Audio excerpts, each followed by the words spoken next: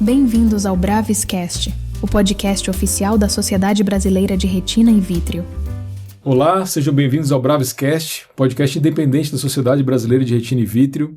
E hoje a gente está com um tema muito importante, muito interessante, que é a abordagem do trauma ocular perfurante. E comigo aqui estão dois colegas de perto nosso aqui da Sociedade Brasileira de Retina e Vítreo, Maurício Nascimento, coordenador do Fellow da Unicamp, e o nosso ilustre Carlos Augusto Moreira Júnior, que currículo aqui se eu ficasse falando aqui, ia ficar a tarde inteira falando, mas ex-presidente da SBRV, acho que é importante a gente salientar, ex-reitor da nossa UFPR e várias outras funções que o professor Júnior teve, além da importância na formação de inúmeros de nós aqui, Maurício Maia, talvez seja o mais próximo de mim e que está com um cargo tão importante a nível de retina e reconhecimento a nível de retina mundial. Vamos falar um pouquinho então sobre números, trauma ocular em números. Eu peguei alguns dados aqui interessantes, epidemiologia, infelizmente no Brasil a gente tem escassez, mas pegando os Estados Unidos, 2 milhões de casos ano de trauma ocular perfurante, isso dá 3,5 casos por 100 mil habitantes. E um número que me chamou bastante atenção, 75% dos casos evoluem para cegueira monocular. Dados do Brasil, a gente tem DataSUS aqui, que é o melhorzinho de todos, de 2008 a 2024, 39 mil casos. Com certeza não é isso, extremamente subestimado. Isso daria mais ou menos 2.600 casos por ano. Com certeza a gente tem muito mais do que isso. Mais ou menos 21% dos pacientes só têm acuidade melhor do que 20/200. Então, mostrando a gravidade que é o trauma ocular perfurante e a necessidade de a gente intervir precocemente. Além disso, 81% do sexo feminino, mostrando a questão do acidente ocupacional, etc. Então, eu queria primeiro aproveitar da experiência aí do professor Júnior sobre o manejo desses pacientes, o que a gente tem que se preocupar no primeiro atendimento de um paciente com trauma ocular perfurante, pensando aqui também nos nossos fellows, nos especialistas em retina mais jovem, em especial. Olha, primeiro, muito obrigado pelo convite, Penha. E o que eu quero dizer assim, trauma ocular é um reflexo da sociedade. Eu, quando comecei a fazer trauma ocular, foi na década de 80, as pessoas usavam poucos cintos de segurança. O número de ferimentos oculares por acidente automobilístico era absurdo. Eu lembro de fazer toda semana um caso ou 2 casos por semana. E quando se tornou obrigatório o uso do cinto de segurança, isso caiu vertiginosamente. Hoje em dia, um acidente de carro para causar uma lesão ocular, o paciente está em coma, porque ele bateu cabeça, o caminhão passou por cima. Então, é preciso a gente entender que trauma ocular é uma doença prevenível. A profilaxia existe, basta você entender o trauma. Então, se hoje em dia acidente de automóvel não é mais a grande causa, acidente doméstico é. Às vezes, acidente profissional, a questão ocupacional, hoje em dia você vê que as empresas são obrigadas a entregar equipamentos de proteção individual, óculos de proteção, mas às vezes essas pessoas, por ignorância ou por desdém, não usam. E aí tem o corpo estranho intraocular, tem uma série de coisas. Então, eu só queria deixar muito registrado isso. Trauma ocular é reflexo de como você se cuida, porque 100% deles é prevenível, Agora, no que diz respeito a como tratar esse trauma ocular, eu sempre digo assim, reconstitua o globo ocular, é o primeiro passo. Não se preocupe com retina, não se preocupe com refração, reconstitui o globo. Se é ferimento córneo-escleral, é suturinha no limbo, depois sutura de córnea, sutura de esclera, e daí num segundo momento vai se preocupar com a questão da retina, se tem hemorragia vítrea, etc. Mas a primeira coisa é sempre, 100% dos casos, reconstitua o globo ocular. E por que eu falo isso? Porque existe uma questão que é médico-legal. Se você vai para uma enucleação direto e você não tentou reconstituir ou restaurar o globo, você pode ser fruto de um problema judicial. Então, reconstitua, depois vai pensar o que fazer. Perfeito, professor Júnior. Essa questão que tu falaste por último aqui, eu tinha anotado inclusive para a gente comentar sobre isso, independente do estado que esteja o globo ocular, feche ele, faça uma sutura primária. Por mais caótico que esteja o quadro, eu acho que esse é o primeiro passo importante para até nos resguardar e muitas vezes também nos surpreende, né? Esses pacientes que têm um trauma grave, muitas vezes têm alguma função visual depois do trauma. Também pegando o teu gancho com relação a acidentes domésticos, né? E também aqueles trabalhadores que acabam não usando o EPI de maneira adequada, né? Aquelas piadinhas, não, mas foi só na hora que eu quis levantar o óculos, justamente na hora que acontece o trauma. Maurício, lá na Unicamp, né? Como é que está a tua abordagem em termos de treinamento dos fellows, no atendimento do pronto-socorro desses pacientes com trauma ocular perfurante? Claro, eu acho que a primeira coisa vem antes do fellow, né? Que é o treinamento de quem vai receber esse paciente no pronto-socorro, seja lá no hospital terciário ou seja na atenção primária à saúde. Então, às vezes, você tem que orientar o médico generalista, principalmente sempre tem esse curso de urgências lá, que você está diante de um trauma ocular perfurante, a primeira coisa que você tem que fazer é não fazer muita coisa nesse olho, para preservar qualquer estrutura que você possa perder manipulando o olho. Não é para limpar com soro, não é para tirar a coisa preta que está saindo. Recebe o paciente, proteja o olho com um escudo, seja um copinho de plástico ou um escudo transparente e encaminhe para o serviço de atenção oftalmológica. Então, acho que o primeiro treinamento é em relação ao clínico que recebe esse paciente no pronto-socorro. E depois, antes do fellow, a gente tem nossos residentes que atendem na urgência, né? Então, ao receber um paciente desse, ele tem que saber sempre que ele vai examinar esse paciente, como ele vai examinar, como ele vai minimizar qualquer trauma que ele possa fazer, ele não vai pingar colírio para examinar esse paciente, ele não vai passar cotonete para examinar esse paciente. Ele vai receber esse paciente, examinar, detectar onde foi a lesão, tentar esboçar a extensão dessa lesão, se pegou só córnea, se pegou córnea e limbo, se pegou para trás, 5 milímetros para trás do limbo, e realmente discutir o caso, ver o que foi afetado, chamar um residente mais velho para poder discutir com ele, internar o paciente e realizar, na minha opinião, o pré-atendimento, né? A parte pré-cirúrgica desse caso, que talvez renovar a antitetânica, fazer a profilaxia com antibiótico, a gente pode discutir alguma coisa se vocês quiserem, e preparar o paciente com jejum para cirurgia o quanto antes, Perfeito. Né? Como o Dr. Moreira disse, quanto antes você fechar o globo, mais prognóstico você tem. E aí eu acho que a gente entra num ponto também com relação à presença ou não de corpo estranho intraocular metálico, né? Então acho que esse é também um divisor de águas no tratamento e a gente precisa ficar atento porque o corpo estranho intraocular metálico, quanto antes removido, melhor, desde que a gente tenha condição de fazer isso, né? Mas antes da questão de intervir, a gente precisa saber diagnosticar. Professor Júnior, com relação ao diagnóstico de presença ou não de corpo estranho intraocular metálico, né? A gente sabe que num trauma ocular perfurante a gente não pode fazer ultrassom, isso é básico, né? Mas como nós vamos descobrir se o paciente tem um corpo estranho intraocular metálico ou não? Questão de raio-x, tomografia, né? Qual que é o exame mais adequado para que a gente consiga fazer esse diagnóstico de maneira mais rápida e mais precisa? Eu acho que a coisa mais importante é uma anamnese bem feita. Se você conversa com o paciente, você suspeita, porque nem todo mundo acha, ninguém praticamente vem, estou com um corpo estranho intraocular metálico no meu olho. Você tem que suspeitar, né? E aí você tem que perguntar o que houve, que você estava fazendo? Você estava batendo metal com metal? Você estava cortando lenha? Você estava batendo numa pedra? Para suspeitar o que provavelmente atingiu o olho. E como muitos corpos estranhos são muito pequenos, nem sempre é fácil você ver a porta de entrada do corpo estranho. Às vezes está escondido pela conjuntiva, você não vê exatamente o trajeto do corpo estranho pela córnea, às vezes está escondido. Então você tem que suspeitar. Em caso de suspeita, se for metálico, é raio-x para começar.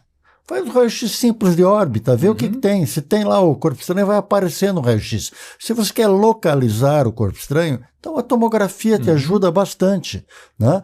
Inclusive, às vezes você pedindo para o paciente fazer um raio-x olhando para cima, olhando para baixo, e se ele não se move, ele está lá dentro do olho. Agora, se ele se move, em outras palavras, se ele se move, ele está dentro do olho. Se ele não se move, ele está talvez fora do olho. Então, são coisas que a gente faz isso como uma maneira da gente saber que tipo de corpo estranho é e aonde ele está, né? Agora, não é incomum, e isso é preciso que as pessoas mais jovens que fazem retina entendam, que o corpo estranho transfixe o olho. E quando se diz assim para o paciente, eu vou tirar um corpo estranho e daí não acho o corpo estranho, ele fica muito incomodado. Então tem que ser muito claro, ó, o corpo estranho está intraocular ou ele não está intraocular, está na parede, às vezes está na parede posterior da esclera. E nem sempre é fácil você tirar. Às vezes você vai tirar, fica pior do que deixando. Agora, é claro, corpo estranho de ferro, não tem jeito. Se não tirar, vai entrar em atrofia, vai entrar em amaurose, é questão de tempo. E se for cobre, é questão de dias. Né?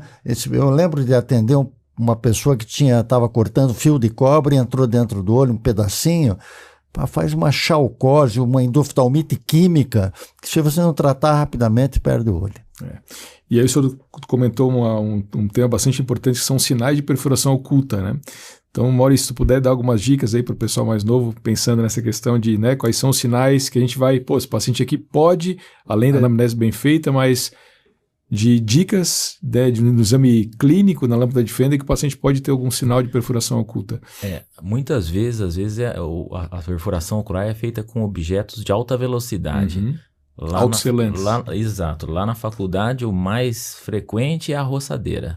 Sim. E a roçadeira, como o professor Moreira falou, sem o EPI de proteção. Ou um óculos bem básico, que não protege as laterais, e o corpo estranho, que muitas vezes não é nem corpo estranho que a roçadeira atingiu, mas é um pedaço da lâmina da roçadeira. E aquilo vem com uma lanceta, faz uma incisão autosselante, e você olha, o corpo estranho está com tônus, nem pode não estar muito vermelho, mas você pode ter uma reação de câmara anterior, uma alteração pupilar, uma alteração na íris, que seja periférica ou central, às vezes um cristalino um pouco mais opaco, tem que procurar onde foi a lesão do cristalino. Existem sinais indiretos, eventualmente se você na propedêutica inicial pede uma tomografia para esse paciente, você pode ver que a câmara pode estar rasa ou câmara profunda, se rompeu atrás do globo. Então tem série de sinais que a pessoa tem que se assentar tanto no exame biomicroscópio quanto nos exames complementares que pode ter uma perfuração lá. Profundidade de câmera é uma coisa importante para poder ver, né? Eu acho que isso, e principalmente, é uma das coisas que pode predizer o prognóstico desse paciente é a acuidade visual. Não existe paciente entrar sem medir a acuidade visual, né? Mesmo com 20/20, ele pode ter um corpo estranho intraocular e você perder. Deixa eu pegar um gancho do que você falou aí, que eu acho fundamental. Medir a acuidade visual sempre deve ser feito antes de qualquer manuseio do paciente. Perfeito. Porque se você não mede, às vezes o paciente está com a lembrança de visão antes do acidente. E daí ele, não, mas eu cheguei aqui, eu enxergava, e agora estou saindo daqui e não estou enxergando. Medir a acuidade visual é fundamental, e as pessoas, elas acham que por terem um olho bom, o outro olho pode estar bom também. Então é preciso dizer, a acuidade visual pré-operatória é o principal indicador do teu acuidade visual final, da sua acuidade visual final. Se não fizer isso, está errando do ponto de vista médico-legal, inclusive de orientação ao paciente. Eu acho que esse é o ponto principal, talvez, do trauma, né? A questão de documentação, né? A gente precisa saber documentar, uma documentação bem feita, de uma anamnese, do histórico desse paciente, do exame físico, acuidade visual, como é que está, porque, em geral, esse tipo de paciente pode ter alguma repercussão judicial depois, né? Então a gente tem que obviamente, tratar o paciente, mas também ter o nosso resguardo como médico para não se expor em situações complicadoras, né? Então a gente já abordamos muita coisa aqui, mas outras questões bastante importantes que acho que acaba levando à cegueira, né, do paciente com trauma ocular perfurante é a questão da endoftalmite. Então, essa é uma questão bastante importante. O Maurício falou um pouquinho, acho que a gente pode entrar um pouco mais nessa questão da profilaxia com antibiótico terapia, seja ela ocular, intravítrea, subconjuntival ou sistêmica. Joia, eu acho que, assim, numa lesão aberta ocular, você tem o risco aumentado de endoftalmite. Mesmo que não tenha um corpo estranho intraocular, você tem germes de pálpebra, germes da coisa que perfurou o olho, então eu acho que é fundamental. A princípio, sempre de forma endovenosa, né?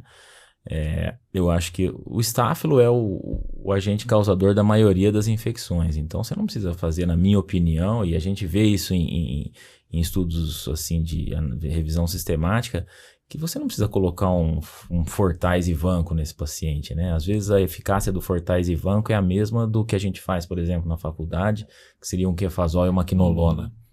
Então eu acho que é importante.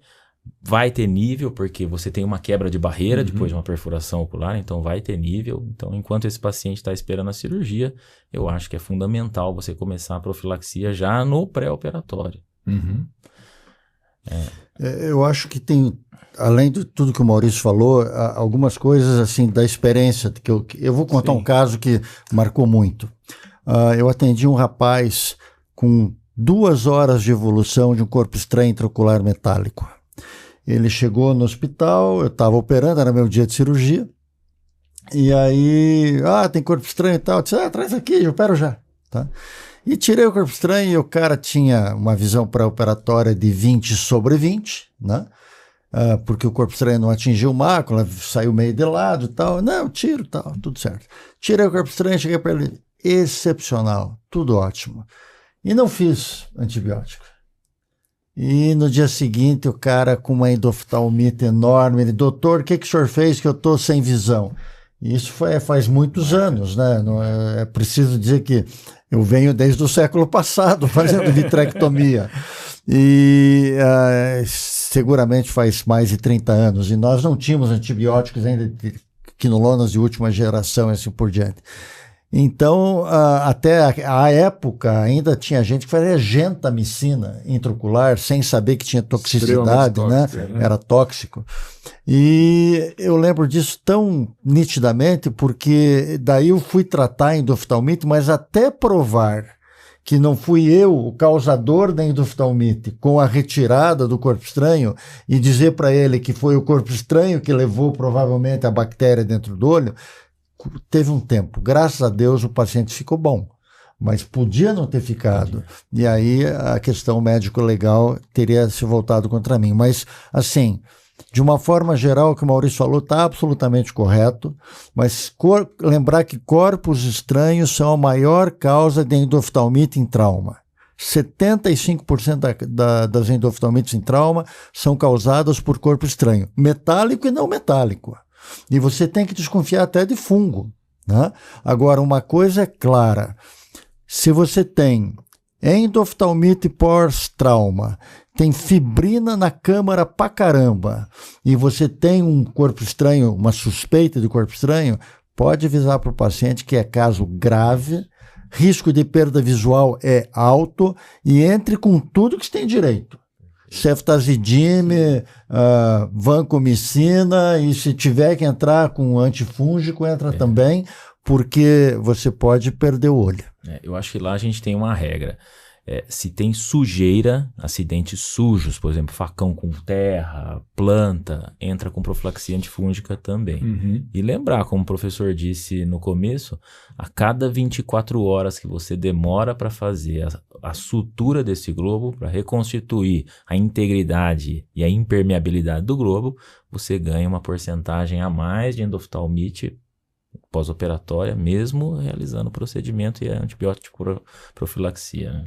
Eu acho que a velocidade de tratamento é fundamental. Sim. E aí, por isso que os médicos aí que trabalham em regiões mais afastadas ou que não têm acesso ao centro cirúrgico precisam, de fato, criar uma rede de referenciamento para tratar esse paciente de maneira adequada. O acompanhamento deles é fundamental também, né?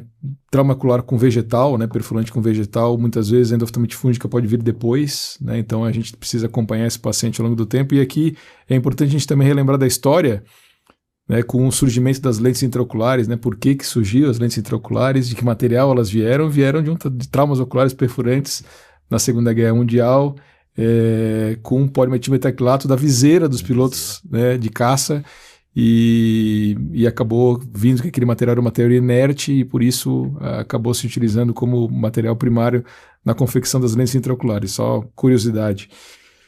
Acho que a gente abordou praticamente tudo aqui do trauma. Não sei se vocês querem comentar mais alguma coisa, Maurício. Eu queria comentar uma coisa que é aquilo. Às vezes tem um termo em inglês chamado take it for granted. As pessoas acham que aquilo já nasceu com eles, em outras palavras. Existe um conhecimento que é o tempo ideal para realizar a cirurgia de vitrectomia em olho com trauma penetrante, com perda vítrea e hemorragia vítrea. E antes de todos os estudos feitos à época pelo professor Steve Ryan, do qual muitos eu participei, a gente não sabia por que o olho com trauma penetrante ia, às vezes, a descolamento de retina e a fitises, né? E depois mostrou-se claramente que a proliferação fibroblástica dentro da cavidade vítrea, causada pela hemorragia vítrea com perda vítrea, que faz um arcabouço de proliferação, descola a retina de uma maneira muito ruim, é o que nós chamamos PVR pós-traumático, e até descola o corpo ciliar e o olho vai à atrofia. Passou-se isso no começo, a gente tinha muito claro, né? E vitrectomia, 2 a 4 dias após o trauma penetrante com hemorragia vítrea e perda vítrea, tem que ser feito. Não adianta, perder um pouquinho vítrea, um pouquinho sangue. Vai descolar, vai proliferar. Então, sempre fazer uma vitrectomia ampla, tirar hialoide, tirar todo o vítreo para evitar essa proliferação. Mas passou-se aí 3 décadas, 4 décadas, depois dos estudos do Steve Ryan, e a gente está vendo assim, gente que diz, é pouquinha hemorragia, eu suturei a esclera, tá bem, tá 20/20, e passa-se um tempo e a pessoa vem com descolamento de retina. Então, lembrar que esses conhecimentos que foram adquiridos após vários estudos não são conhecimentos para jogar fora. São conhecimentos que devem permanecer e a gente deve cuidar desses olhos para evitar justamente a perda visual definitiva em trauma ocular. Eu acho interessante também, tomando por base o que o professor falou, puxando um pouco também para o nosso assunto, que é retina e vítreo, a gente dá uma orientação, com a experiência do professor, assim, de alguns estudos, que muitas vezes a lesão de zona 3, né, 5 milímetros para trás do reto, se tem uma lesão lá, a chance de acontecer isso que o professor falou é alta mesmo, né? Então, é claro, a logística do nosso serviço e da maioria dos serviços não impede uma sutura primária com vitrectomia. Mas depois de uma sutura primária, se há evidência de perda vítrea, de lesão de zona 3, de hemorragia vítrea, seja ela sem ou com descolamento de retina, a partir do momento de 4 a 7 dias você tem um olho intacto, eu acho que a vitrectomia deve ser considerada fortemente, né? Para evitar lesões outras, né? E é uma cirurgia tranquila com a retina colada. Agora vai fazer uma vitrem retina descolada com PVR pós-traumático, é outra cirurgia. É isso aí. Sim. Perfeito. Obrigado pelas compartilhamentos aí de dicas do dia a dia, experiência. O manejo do trauma ocular perfurante nem sempre é um manejo fácil, mas ele precisa ser feito e feito de maneira rápida, né, para que a gente consiga preservar o máximo de visão possível. Obrigado, Maurício, pela presença, pela discussão. Prazer, obrigado, professor Júnior. Obrigado. E não percam os próximos episódios aí do nosso Bravescast.